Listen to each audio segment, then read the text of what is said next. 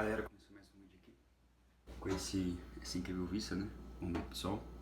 Eu sempre fico admirando essas montanhas e como é bom morar em local alto, como você consegue ter acesso a essa visão. Olha lá. Depois eu tenho planos de, não sei, de repente final de semana, algum dia desses, subir lá em cima, fazer alguma trilha. Eu já vi algumas pessoas fazendo e a sensação de contato com a natureza, aquela sensação de caminhada, sensação de contato real com a natureza, com a terra, com as coisas ali, com as trilhas, eu acho que dá uma sensação bem boa, relação de vitamina C, uma questão de, na verdade quem fala sobre isso é o Dr. Barakat, eu esqueci qual que é o termo, mas é como se fosse uma troca de energia, que é o contato de você andar descalço na praia, de você andar descalço numa grama, existe um termo, que eu esqueci, eu vou depois procurar e colocar aí na descrição, mas é sobre a questão de você ter o contato com a natureza real. Sair um pouco da questão de estar preso a um ambiente, estar preso apenas ali ao dia a dia, a cidade, a correria da cidade, você se permitir ter tempo para poder desfrutar um pouco da natureza. Eu comecei a gravar esse vídeo como teste, vou começar a postar com mais frequência aí. Eu acho que para mim uma das melhores formas que se adapta é a questão de gravação para o YouTube e dessa maneira, de forma que eu consiga contar uma história, contar mesmo parte do meu dia, fazendo uma espécie de um daily vlog e conseguindo também mentalizar e verbalizar aquilo que eu preciso fazer. E com isso compartilhando com vocês, tendo uns insights, compartilhando isso, cara. O que eu mais gostaria de fazer aqui é passar a realidade das coisas, passar como é que é o crescimento, como é que ocorre, tentar ser o mais transparente possível, o mais genuíno possível e com isso poder passar uma certa identificação, rapaz. Tô um mês sem treinar, mas o ombro aqui já tá dando umas marcadas. Mas enfim, é bom, cara, é gostoso. Essa regata aqui tá até dando uma valorizada, bicho, ó. Deixa eu ver se eu consigo dar mais um distanciamento. Eu não sei como é que meus ombros estão, mas aparentemente não tá tão ruim não. Eu achei que estaria pior. Cara, incrível, né? Quando você para pra poder ver um vídeo, alguma coisa assim, você consegue ter mais noção. Cara, realmente não tem como. Vou ter que começar a gravar vlog assim. Enfim, galera, eu acho que essa questão de você conseguir gravar e contar a história e até mesmo ter o acompanhamento, ter a galera te acompanhando e você também vendo o que você tá fazendo, o que você tá mostrando, eu acho que traz uma noção de realidade maior e tal. Eu ainda tô pensando porque o que eu tenho que adaptar, o que eu tenho que fazer por conta desse pensamento acelerado. Ou não sei se é porque eu tô acostumado a consumir as coisas de uma maneira acelerada, pode ser isso também.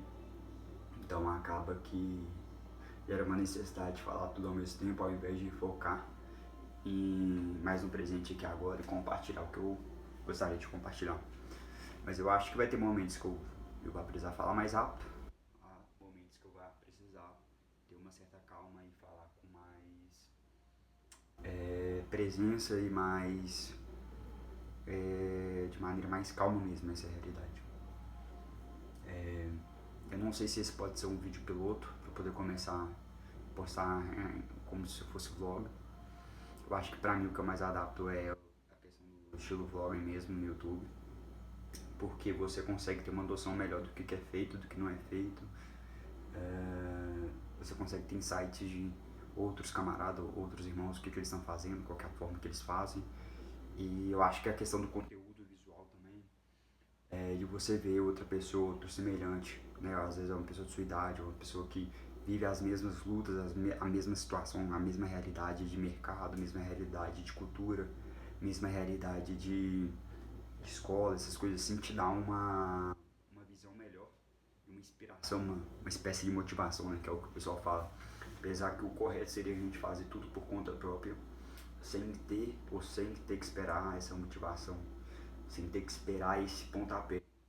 Mas eu acho que é um recurso válido, é um recurso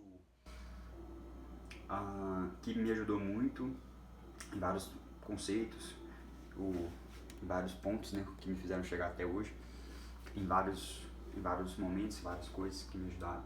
Eu acho que na verdade eu só não progredi mais porque pela insistência de continuar demorando para poder gravar e para fazer as coisas. Mas eu espero um dia olhar para trás e falar assim, cara, eu era esse cara, enfim, aquela história toda que a gente já geralmente vê e já viu em vários canais do cara que demorou muito para começar. Aí ele acaba resolvendo começar, aí por algum motivo deu certo, não deu. E ele sempre ansiava ter começado antes, né? O problema é que a gente fica com medo porque a gente não sabe o que vai dar certo, o que não vai dar. E também tem a questão de, acho que criar expectativa. A questão de você ter um padrão muito alto, um padrão muito elevado de quantidade de inscritos, um padrão muito alto de alcance, volume. E você criar essa expectativa que na verdade é real, né?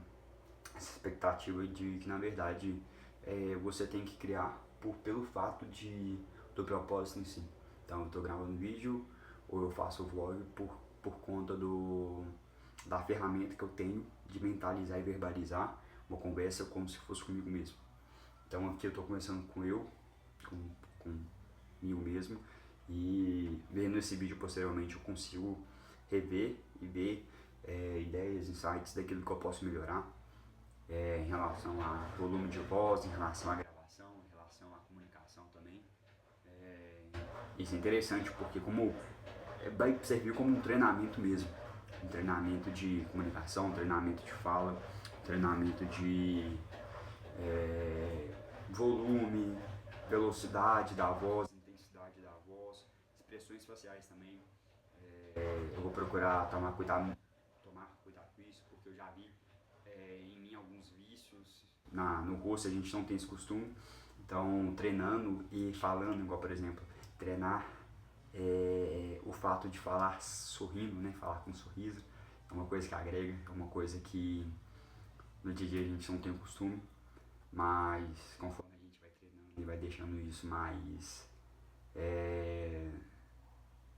como eu posso dizer, deixando mais natural. E também, claro, você tem os objetivos do porquê falar assim, né, pra não ficar igual um bobo, parecendo que tá fazendo aperto, ou não sabe se tá rindo nervoso ou se está rindo, para poder transmitir uma mensagem, para poder ser recebido, pelo menos a princípio, de uma boa maneira, né? Afinal de contas, ninguém gosta de receber alguém com a cara fechada pro seu lado, né?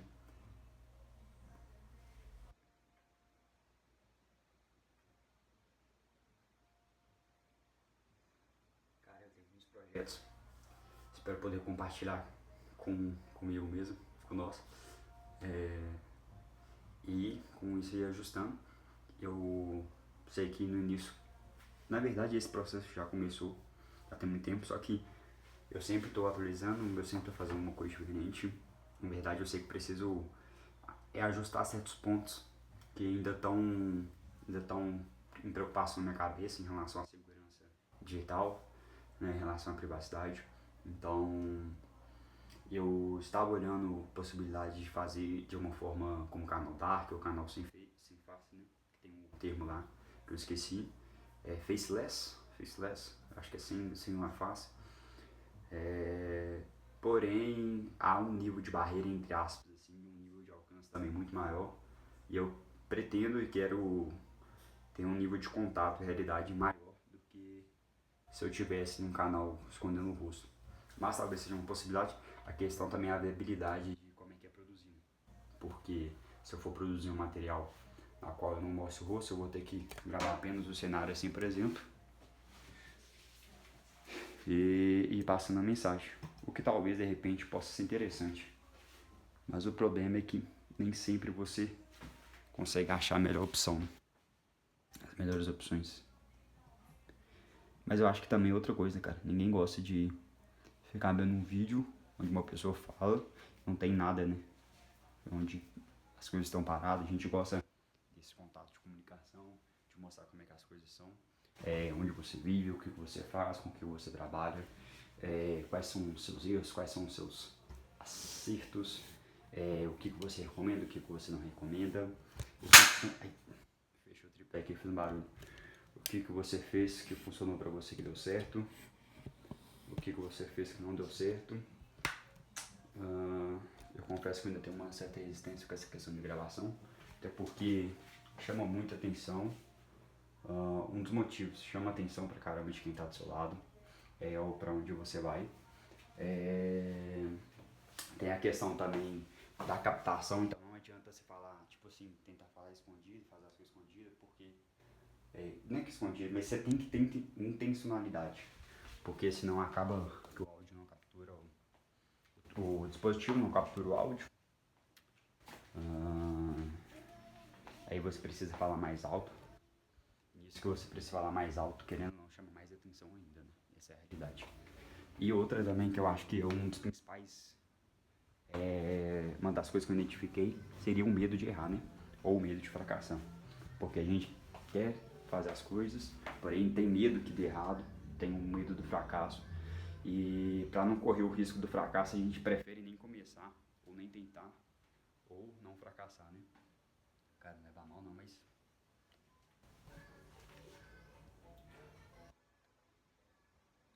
Cara, tem tempo que eu não me vejo assim, bicho.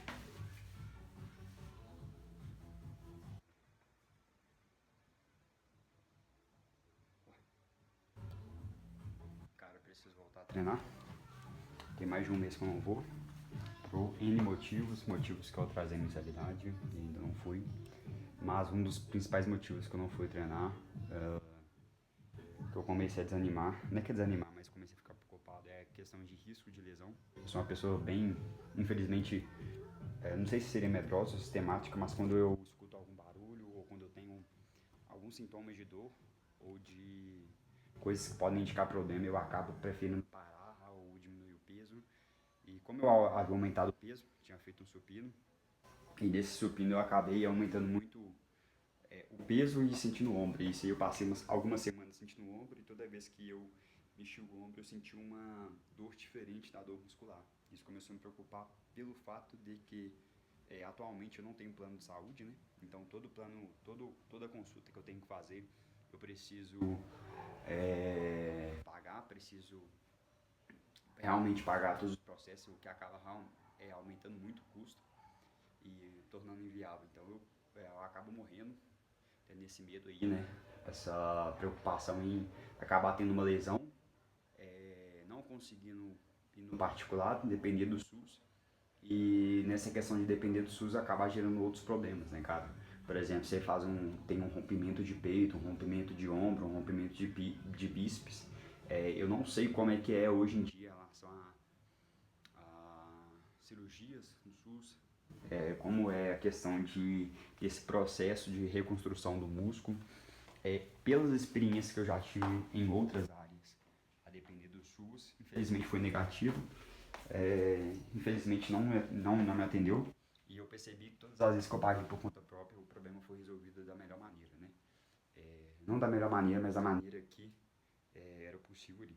O que você acaba percebendo aí as benesses, né, da livre iniciativa, que realmente, para mim, é o que faz sentido hoje.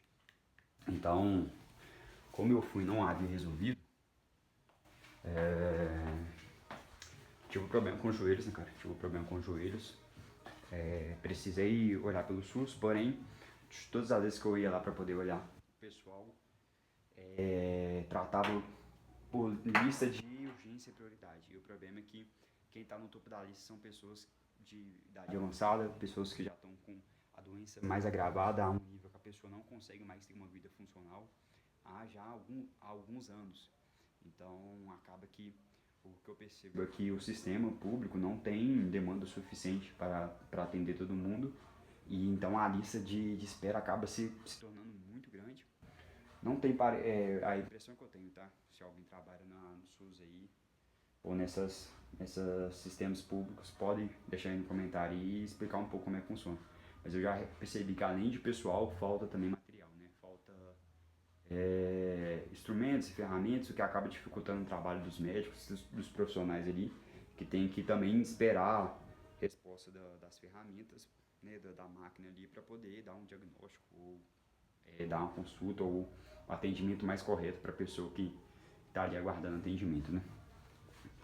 Então eu acabei desistindo, acabei indo por conta própria, eu precisava fazer uma ressonância magnética. O que é diferença, o que é tipo, ressonância magnética é diferente de uma. Esqueci o nome, bicho.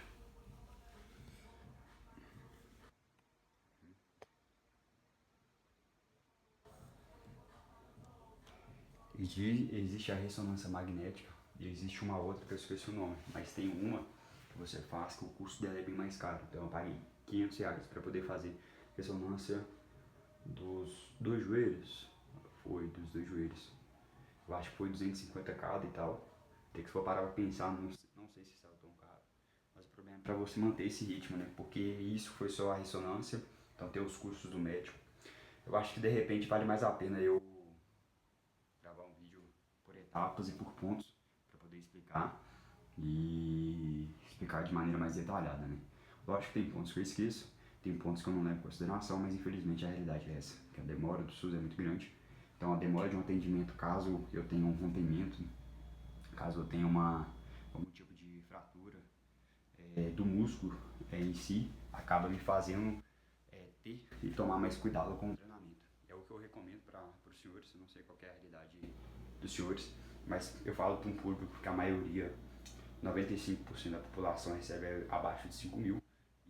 E então eu acho que é muito válido o que eu estou passando aqui para a maioria que vai receber abaixo de 3 mil e muitos aí. Na verdade, a maior realidade é que a maioria recebe aí um salário mínimo, né? Faz um bico ou outro, vende a janta para o almoço para poder jantar. Então, assim, eu preciso ter bastante coerência e realidade com essa situação, né, cara?